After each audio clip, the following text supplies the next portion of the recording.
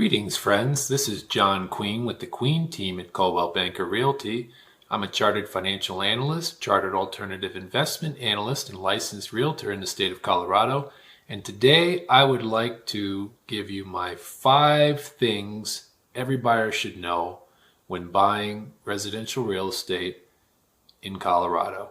But first, before we get into that, remember, hit that like button, smash that subscribe button so you can join our content for our regular updates on investing in real estate, tips and tricks for buying and selling real estate, and other real estate topics, including our in-depth market deep dives that cover everything that you need to know about the Colorado real estate market in terms of the numbers and price per square foot, etc.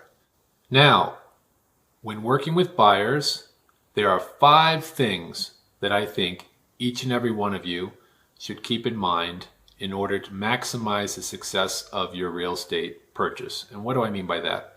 I mean, number 1, closing the deal successfully in a way that you're comfortable with. And number 2, not having any regrets later.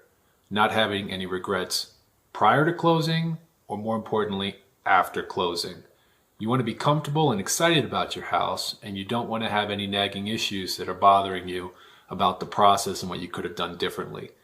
So here are my 5 tips to keep in mind, among other things, that can maybe help you navigate the purchase transaction successfully in a manner that you are comfortable with upon its conclusion. The first tip that I give home buyers when buying or selling homes in Colorado is know your dates and deadlines in the purchase and sale agreement. In Colorado, a date or deadline in the purchase and sale agreement lasts until 11:59 p.m. on that date. When the clock strikes midnight, just like Cinderella, things change and it's a new day and you've missed that date or deadline. So on the one hand, it could cause you to be in breach if you owe something to the seller, and you might potentially lose your earnest money if the contract doesn't complete. Or sometimes even worse, you lose your ability to object or exercise some rights that you have under the contract if you haven't done it before the deadline. For instance, an important one, the inspection objection. You have until the date set in your contract, 11:59 p.m. on that date. I don't advise going to 11:59 because that's kind of unnecessary, but say in the afternoon or early evening on that date to file your inspection objection to the sell side. If you don't do it and the clock strikes midnight, you've lost your ability to object.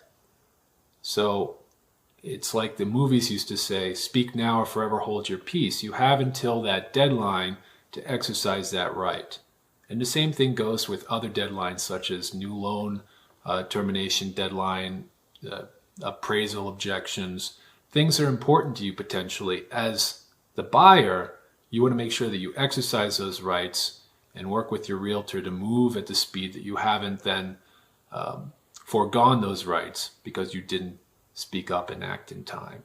The second tip that I have for all buyers, whether you're in Colorado or another state, is find a great lender. What do I mean by that? I'm talking about a lender that you personally can get along with, because it could be a long-term relationship if you're looking to buy multiple properties or get into the investment property game. And also find someone who's responsive.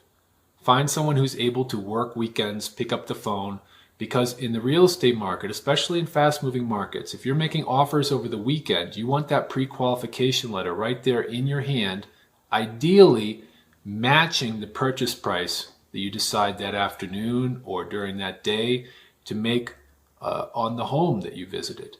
So if your lender doesn't work weekends, I mean, maybe that'll work for you, but ideally the lender will work weekends, and there'll be somebody that can pick up the phone and move at the speed of the deal to take care of making sure everything is papered in the proper way so it looks really tight and smooth, the numbers all match up. It's not the case that you're making an offer for $500,000 and your pre-qualification letter says $800,000. The sell side may then think that you're good for a little bit more money. It sends potentially a mixed signal.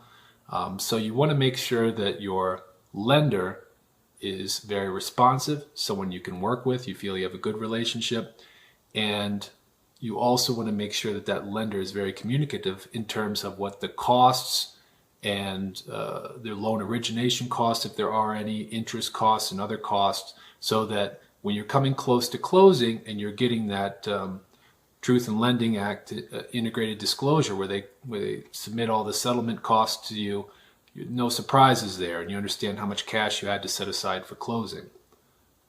So for all these reasons, having a great lender is very important, and it can really add to the success of your deal and the speed with which you're able to make tight and clean offers.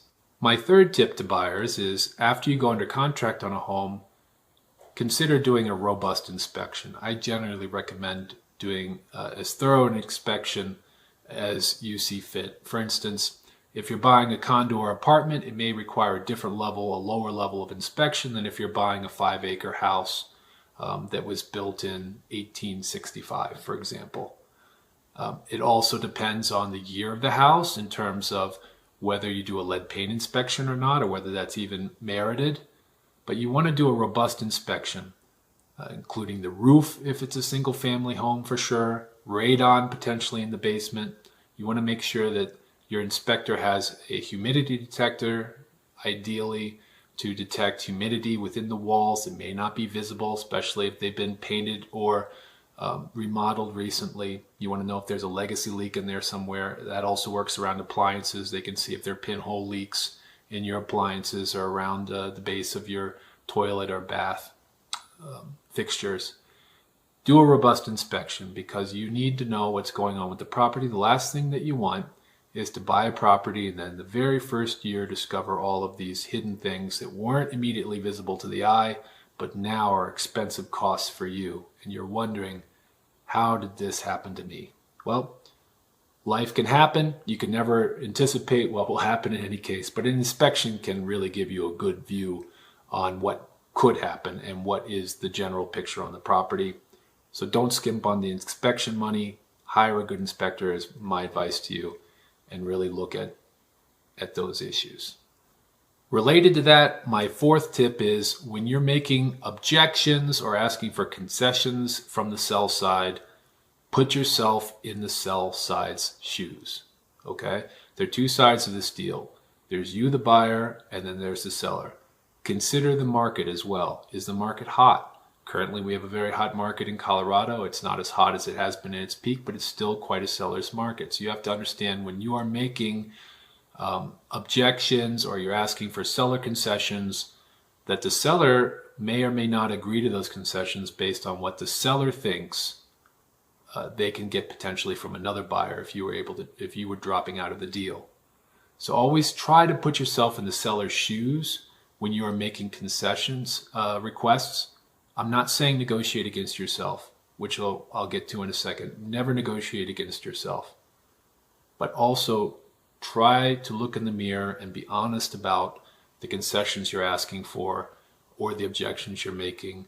Think about your audience on the other side, how they might receive it, so that will maximize your chance of success. If you have the high ground and you're making completely logical requests, the other side would be illogical to ignore them or to disagree with them. So as long as you're doing everything right on your side and you're making perfectly logical and reasonable requests that make total sense given your inspection report or similar items that are found on the property that you're objecting to, then you maximize your chance of actually receiving what you're asking for. Now, related to all this is one of my favorite mantras in real estate, and that is, it's never the right time to make the wrong deal. So if you have a legitimate issue in your mind about some concession you'd like to ask for or some objection you'd like to make it. Okay? First, check to make sure that it's logical and that you're not asking for the moon and the stars when it's something much more simple, such as you have, for instance, say that the fan needs to be cleaned in the air conditioning unit, okay? You would not then ask for a brand new air conditioning unit if the air conditioning unit otherwise is only a couple years old and it just needs to be cleaned. But if there's substantial buildup there and you feel like it really bothers you that the fan needs to be cleaned, don't hold that in. Make that request. It's logical. Just make sure that you are not overreaching and asking for a whole new unit in that case, because that would be potentially illogical. So you need to be comfortable with the final result, because after you make your concession requests and your objections, if the sell side agrees to all of it, well, if you've written your concession requests and your objections accurately, you should then have peace of mind that you got what you wanted. As long as you can sleep well at night if you get the deal, and you can also sleep well at night if you lose the deal over your objections, that is, I believe, the right balance. You want to be absolutely logical and comfortable in your mind that whatever objections you make, if they are agreed to by the sell side and you get what you want, you're comfortable. You don't have any nagging regrets that you wish you still didn't get the house. On the flip side, you need to be prepared, especially in a hot market, that if the seller doesn't agree and the deal somehow terminates over your objections, don't be kicking yourself saying, I still really wanted that house. I shouldn't have objected to this, that, and this. You need to strike the right tone so that you're comfortable if you succeed or fail in your objections. And either day you'll sleep well at night. That's the right balance. It's a hard balance to hit, but that's what I advise you strive for when you are buying a home and making objections, especially over things you may find in the inspection report. My final tip, and it's more applicable in today's market in 2021 than perhaps it may be in future markets if we go through a shift in the market cycle, but especially now while it's a seller's market, you need to be prepared for appraisal gaps. So when you are buying a property, if the price is agreed to by the seller, you've gone through and you've asked for any concessions, they've been granted, and now you are in your mind on a clear path to closing, there's usually one more step that remains outstanding, and that is the third-party appraisal that comes in that can affect your lender financing if you're not buying in cash.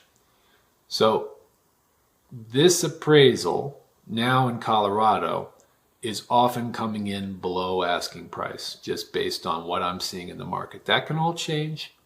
It could change by the time you view this video.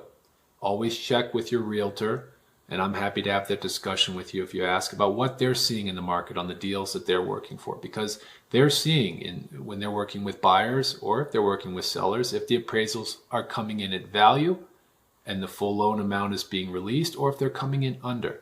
Right now, there's a significant chance in Colorado that the appraisal will come in under your agreed purchase price. This doesn't affect the value of your property. If you bought the property, you could turn around and sell it for what you bought it for if you constructed the price correctly. You could even sell it for more than what you bought it for. But that buyer will have also an appraisal gap on their side. Appraisal gap simply means that the appraisal comes in low, so the bank will provide less financing than originally anticipated, which means you need to be prepared to bring potentially more money to your closing. How is this typically addressed? Well, realtors will typically address this with their clients in what's called Section 30 of the Colorado Purchase and Sale Agreement, where you put in additional provisions. Here's where a realtor will put in some appraisal gap language. What happens if the appraisal comes in low? How does the deal still conclude? What agreement can the buyer or seller agree to? In some cases, it can mean that the buyer will agree to pay a certain amount above whatever the property appraises at, not to be higher than the original purchase price. So if the appraisal comes in $10,000 lower and there's a $5,000 appraisal gap, well, it simply means that the buyer in that case will agree to pay $5,000 more than what the property appraised at, which is $10,000 below the purchase price. In other words, that's just a long-winded way of saying the buyer agrees to pay $5,000 less than the purchase price. The seller gets a win because they're getting $5,000 above the appraisal value, but the buyer also gets a price reduction. Now, the funny thing about that is, again, as I said, this has really very little to do with what the value of your property is on the open market. It mainly has to do with what lenders will lend against the property. So if you were to buy a property with and it appraised under what you offered to buy it for, and your property deal ended up closing, you ended up paying whatever was the agreement between you and the seller based on your appraisal gap language in Section 30, if you have any. In a hot market, you could turn around and sell that either in a short, medium, or long amount of time, and your original appraisal goes out the window. You can go ahead and charge whatever the market rate is for your property based on your comps. You'd be looking generally at the price per finished square foot of similar units within a certain radius of the similar type of your property within the last 6 to 12 months. And then whoever buys that property from you, as long as it's still a seller's market where prices are increasing, is almost certainly going to have that same appraisal bridge they're going to have to cross, where their appraisal comes in under 2 and they have to bring in more cash to closing. But it doesn't affect the amount that you're able to contract with them to sell, because the market price and the appraisal price are two different things. Appraisal price is for bank lending purposes. The market price is what two parties agree to buy or sell real estate for, and the two are currently not in sync in Colorado for the most part. So my 5th tip is be prepared for that. Don't be shocked when it happens, because it happens more often than not currently right now, as we are sitting in October 2021, and it could still be the case for the foreseeable future. And so in that case, be prepared to have some extra cash setting aside to bring to closing if your lender financing comes in low, if you are seeking lender financing. So friends, those are 5 tips that I have for buyers that will help you, I believe, take some of the hiccups out of the purchase and sale process and allow you to think strategically and maximize your chance of success. And remember, it's, as I said earlier, it's never the right time to make the wrong deal. You need to be comfortable with any result. So as long as you are making your moves based on what will help you sleep at night, and that goes to from the original offer price that you make down to the final concessions you may ask from the sell side, as long as you're comfortable whether or not you succeed or fail, you've asked the right questions, so that if it succeeds, you're happy. If it fails, you sleep at night because you know the deal wasn't for you. As long as you move in that rhythm, you'll be fine. So good luck to you. It's a great time to buy property. It's a great time to buy property in Colorado. And here at the Queen team, we're happy to talk to you about buying property throughout the state. You can see our contact information here at the end of this video. Take care and have a great day.